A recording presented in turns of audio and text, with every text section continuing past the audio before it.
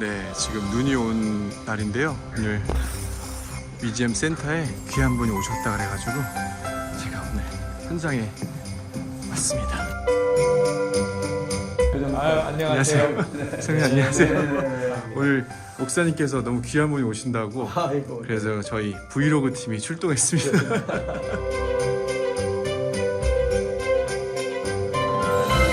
터키 교회 부흥을 위해서 하나님이 굉장히 중요하게 쓰셨던 선교사님이세요.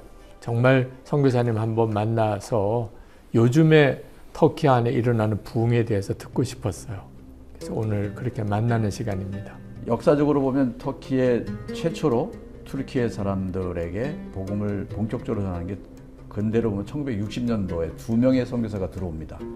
저희가 91년도 파송받아서 터키에 들어갔는데 이런 얘기들이 선교사들 사이에 있었어요. 튀르키예에서 99.8%가 무슬림인 튀르키예에서 선교사가 일평생 한 명의 회심자를 얻으면 참으로 감사한 일이다.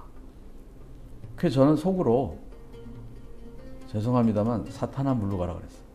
어떻게 선교사가 일평생 한 명의 회심자를 얻고 만족하게 만드는 거 주저앉히는구나. 그러나 현실은 그렇지 않았거든요. 뭐 혹시 예수 믿으시겠습니까? 성경을 읽으시겠습니까? 했다가는 경찰에 신고당하고 체포당하면 감옥에 갇히거나 추방당하는 걸로 알려진 오픈도어즈라는 선교단체가 해마다 세계 기독교 박해 국가 50개 국가를 선정해서 발표를 합니다. 튀르키예가 거의 부동의 25위권에 있었어요. 2021년까지. 근데 2022년도에 42위로 떨어지는 거야. 숫자가 많은 건 박해 지수가 낮아졌다는 거야. 복음의 문을 주님이 열어주셨다는 겁니다. 이게 뭐지? 코로나 사태인데 그 코로나 상황에 사람들이 이동이 없는데 특히 이슬람권에서는 2명 이상에게 복음을 전할 때는 효과가 별로 없어요. 왜냐하면 꼭 한 사람이 마음에 담고 저 친구가 복음을 전할 때 반응을 보였습니다. 공동체에 고발을 해버린단 말이죠. 그래서 1대1로 해야 되는데 1대1로 만날 수가 없는 거야 거의. 그런데 튀르키예 정부가 코로나 기간에 모든 사람들은 1대1로 만나라. 아예 그냥 공표를 했어요. 하나의 판을 깔아주신 거예요. 그 기간에 저희와 우리 그 신학교 터난목자 신학원이라는 이름을 가진 신학교 학생들이 가장 어렵다고 하는 이 동부 지역에만 5,000명 이상에게 복음을 전하고 동남부 지역 교회 연합회가 생길 만큼 하나님이 교회를 많이 개척하게 하신 거예요. 와, 이거는 불가능한 가운데 하나님이 하셨다고 우리가 결론을 지을 수밖에 없는. 지금 저희 신학교가 95년 1월 달에 시작하게 하신 하나님이 지금 82명이 재학 중에 있습니다. 전에는 많아야 5명 뭐 이랬는데 어떤 데는 2명을 놓고 15명의 강사가 주님 이 형제가 베드로 같은 형제입니까? 이 형제가 바울 같은 형제입니까? 뭐 혼신을 다해서 그렇게 했는데 지금 80명이라는 숫자는 상상할 수 없는데 거의 전역에 있지만 전체 29개 도시에서 82명을 보내셨지만 동부 지역에 엄청난 이 불가능이라고 한 지역을 하나님이 부흥을 주신다는 것. 또 두 번째 그 어려운 점은 코로나를 종식시켜서 조금 관광객이 오려나 했는데 러시아가 우크라이나를 침공합니다. 2022년 2월 달에. 이게 무슨 터키하고 관계가 있는가. 에르도안 대통령이 러시아와 우크라이나 그 외무부 장관을 터키로 초청할 만큼 이게 무슨 관계가 있는가 의아한 사람들이 있을 텐데 왜냐하면 러시아가 해마다 500만 명이 터키에 관광객이 옵니다. 그리고 우크라이나가 300만 명이 와요.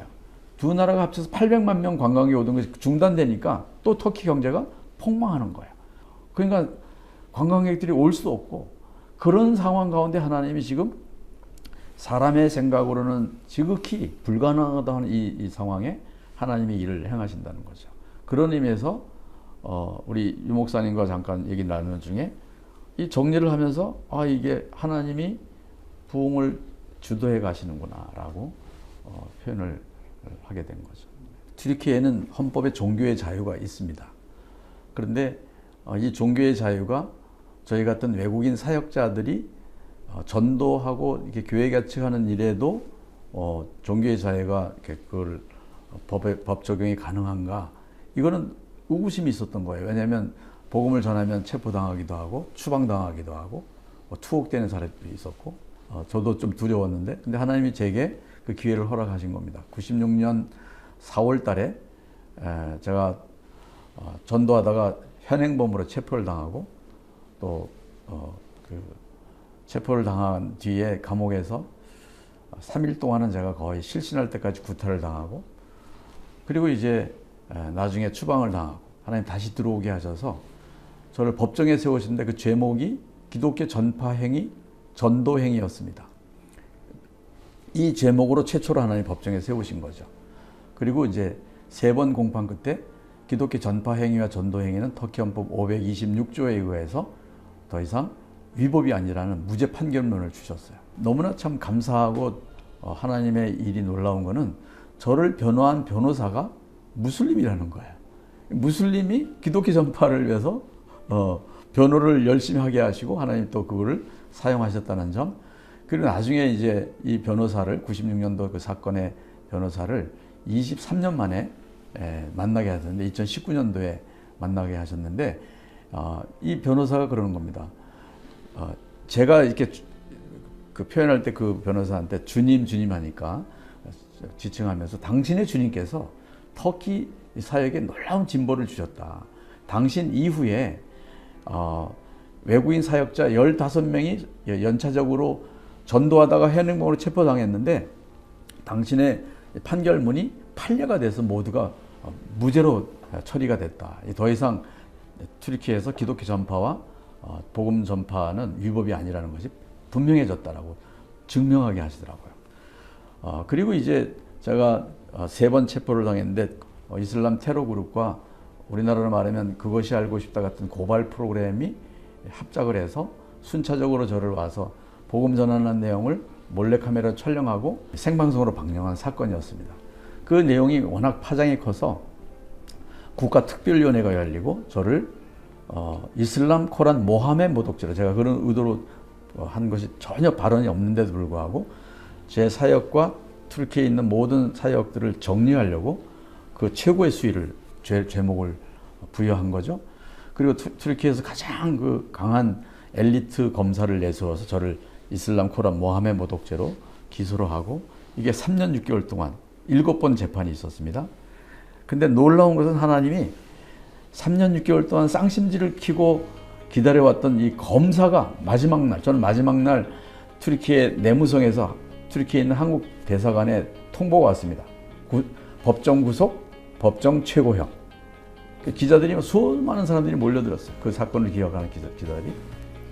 근데 검사가 이슬람 코란 모하메 모독죄는 헌법 몇 조에 의해서 위법이 아닌 무죄라는 것을 제 변호사도 제가 아니라 검사가 이걸 요청한 희대의 사건을 만들어줬어요.